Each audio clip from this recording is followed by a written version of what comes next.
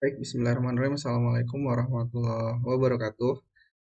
Selamat berjumpa kembali di pembelajaran pemrograman game pada perangkat mobile atau mobile game programming.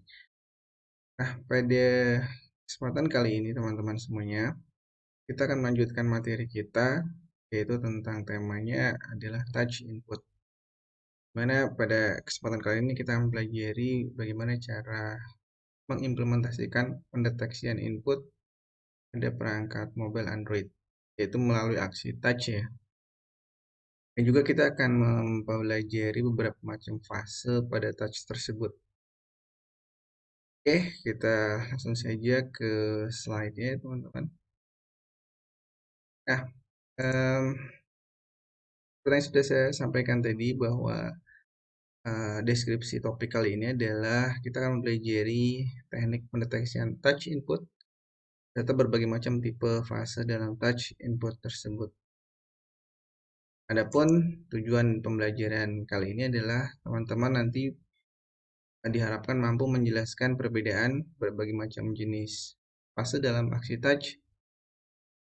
Eh, Nanti kita akan pelajari beberapa macam fase di antaranya yaitu ada fase begin, move, dan ended. Ya. Setelah itu tentunya diharapkan juga mahasiswa mampu mengimplementasikan berbagai macam jenis fase dalam contoh program sederhana. Nanti kita akan di akhir pembelajaran ini kita akan mencoba mempraktekkan bagaimana cara mengimplementasikan aksi touch tersebut dalam sebuah aplikasi yang sederhana saja gitu ya. Yang penting kita bisa tahu bagaimana sih cara melakukan pendeteksian input, yang cara menampilkan teks pada konsol ya, pada jendela atau Windows konsol yang disediakan oleh Unity 3. Oke teman-teman, pembelajaran ini kita berbagi ke dalam beberapa outline course. Yang pertama adalah touch input, introduction, dan yang kedua adalah implementasinya. Ya, kita langsung saja ke bagian introduction. Yang pertama adalah kita perlu mengetahui bahwa ya, salah satu hal yang membedakan pengembangan aplikasi game pada perangkat mobile device dengan perangkat PC misalnya adalah salah satunya adalah yang membedakan adalah pada pada aksi pendeteksian inputnya. Nah, di semester-semester sebelumnya kita sudah mempelajari berbagai macam aksi pendeteksian input. Di antaranya adalah pendeteksian input melalui keyboard dan mouse. Tentu pendeteksian input melalui keyboard dan mouse ini tidak bisa langsung kita implementasikan gitu ya pada perangkat Android. Sebagaimana kita ketahui bahwa Android tidak dilengkapi dengan mouse dan juga tidak dilengkapi dengan keyboard gitu ya. Nah, sehingga pendeteksian input pada perangkat Android ini adalah dengan aksi touch seperti itu. Itu adalah salah satu hal yang paling membedakan pengembangan aplikasi game pada perangkat mobile dan media-media lain seperti PC maupun web misalnya. Nah, di sini ya, saya ulang, penanganan input pada perangkat mobile dilakukan dengan pendeteksian aksi touch. Itu ada pengertiannya ya teman-teman, apa itu touch input? Touch input, saya yakin teman-teman sudah semuanya familiar dengan aksi touch. Namun pada prinsipnya adalah sebuah penanganan input yang diakibatkan adanya aksi menyentuh pada layar screen device Android. Di touch itu ketika jari kita menyentuhkan pada permukaan atau surface dari screen Android atau layar uh, device Android kita masing-masing gitu ya. Nah, uh, jika kita ingin mengimplementasikan aksi touch ini pada sebuah lingkungan pengembangan aplikasi game misalkan adalah software Unity 3D, yang akan kita sangat sering akan mengakses adalah sebuah kelas bernama input. Jadi nanti kita akan menggunakan akses kelas, mengimplementasikan touch ini menggunakan kelas bernama input. Nah, ini gambaran dari bagaimana kita mengimplementasikan touch melalui kelas input. Yang pertama yang akan sangat sering kita gunakan adalah touch count. Input.touch count. Apa itu input.touch count? Seperti kita bisa apa ya, artikan touch count itu kan count itu jumlah ya.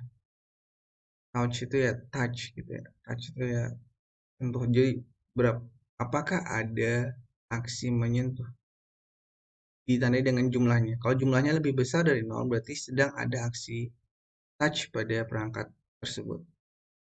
Jadi ketika kita ingin mengetahui apakah sedang terjadi aksi touch atau tidak adalah dengan cara melihat jumlah aksi touch-nya tersebut. Jika jumlahnya lebih besar dari 0 berarti itu indikasinya sedang ada aksi touch. Sehingga biasanya untuk mendeteksi sebuah aksi touch, kita akan memeriksanya dulu dalam sebuah klausa if seperti ini, teman-teman. If input touch count greater than 0, artinya jika sebuah aksi touch jumlahnya lebih besar dari 0. Nah, ketika ini bernilai true, maka kita bisa mengasumsikan sedang ada aksi touch. Nah, di dalamnya nanti kita bisa tambahkan beberapa statement yang memang ingin kita implementasikan berkenaan dengan ketika ada aksi touch terjadi. Misalkan dengan menampilkan tulisan pada konsol seperti yang teman-teman lihat di sini di presentasi aksi touch terdeteksi. Nah, itu salah satu properti atau metode yang akan sangat sering kita gunakan yaitu touch count pada kelas input ini. Sekali lagi, touch count digunakan untuk mengetahui jumlah aksi touch. Ya. Karena bila ini tidak kita lakukan terlebih dahulu, ya maka walaupun nanti tidak ada aksi touch, statement-statement dalamnya akan terus dieksekusi kan ya, sehingga itu akan uh, kurang sesuai dengan apa yang kita inginkan. Jadi pertama langkahnya adalah pastikan dulu terjadi aksi touch, baru setelah aksi touch itu benar-benar terjadi, maka segala baris program yang berkenaan dengan aksi touch itu akan dieksekusi. Itu hal pertama yang perlu kita perhatikan, yaitu touch count. Dan berikutnya, properti atau metode yang akan sangat sering kita gunakan juga adalah getTouch. GetTouch itu adalah sebuah properti atau metode ya. Mungkin ini lebih ke metode gitu ya. GetTouch adalah sebuah metode yang sudah disediakan oleh Unity 3D dalam kelas input juga, yang memudahkan kita untuk menggunakan pendeteksian touch berdasarkan indeksnya. Nah, indeks yang dimaksud adalah touch yang ke berapa. Jadi gini ya, Unity 3D itu memungkinkan kita untuk mengimplementasikan multiple touch. Nah, multiple itu kan berarti banyak touch gitu ya. Nah, bagaimana kita mengetahui itu touch yang keberapa? Nah, itu biasanya disimpan dalam sebuah array. Ya, jadi bagian parameter sini adalah untuk memberikan sebuah penanda pada indeks yang keberapa, aksi touch yang keberapa. Nah, jika isinya 0, karena array itu dimulai dari 0, maka kita berusaha mengakses aksi touch yang pertama. Jika indeksnya 1, berarti kita berusaha ingin mengakses aksi touch yang kedua dan seterusnya. Nah, inilah fungsi dari getTouch. Ya, jadi, sebagai contoh seperti ini. Jika input getTouch artinya jika terjadi aksi touch pada touch yang pertama dan fasenya adalah fase begin, maka kita ingin menampilkan teks pada konsol yaitu tulisan mulai. Nah, nanti hal seperti ini akan kita mungkin bisa lebih pahami ketika kita praktikum gitu ya.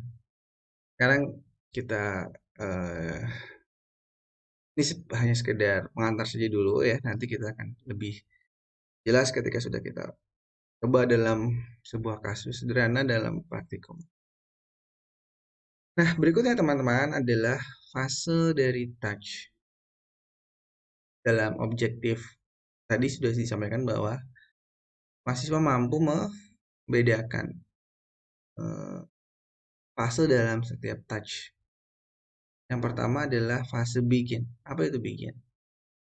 Seperti yang teman-teman lihat di sini ya, begin itu awal proses touch itu terjadi. Jadi awal ketika jari kita menyentuhkan pada surface atau permukaan device Android. Awal.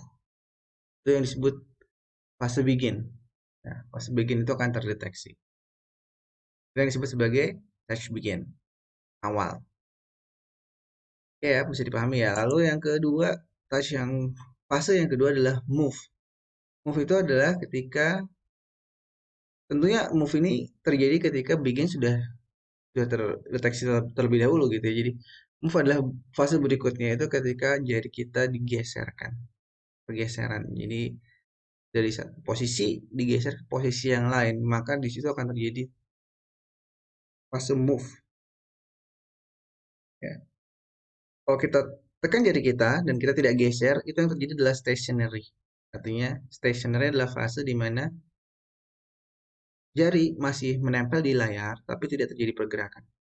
Itu stationary. Tapi ketika kita gerakan, maka fase yang terjadi adalah move. Oke, mudah-mudahan itu bisa dipahami. Berikutnya adalah ended, teman-teman. Ini yang terakhir. Yaitu ketika jari sudah dilepaskan atau tidak menyentuh screen. Jadi, ketika kita sudah melepaskan jari kita dari surface, nah itu yang terjadi adalah fase ended. Nah, ini bisa kita lihat, teman-teman, bagaimana nanti kita akan mencoba mengimplementasikan dalam sebuah script. Yang pertama, sekali lagi yang harus kita terlebih dahulu pastikan adalah adanya sebuah aksi touch dengan menggunakan metode touch count greater than zero. Touch count harus lebih besar dari 0.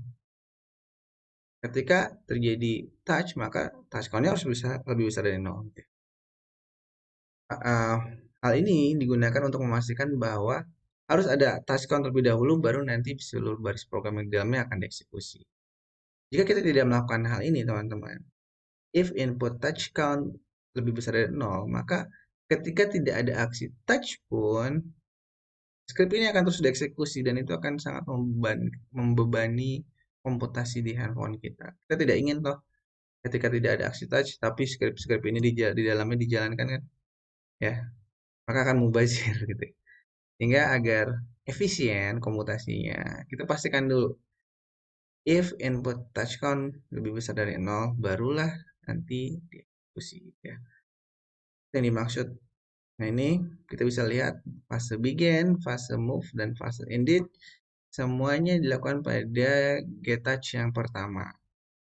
Atau kalau kita menggunakan konsep array, maka dalam indeks yang ke-0 gitu ya. Sekali lagi ini akan lebih kita bisa pahami ketika kita mengimplementasikannya menggunakan dalam sebuah kasus sederhana.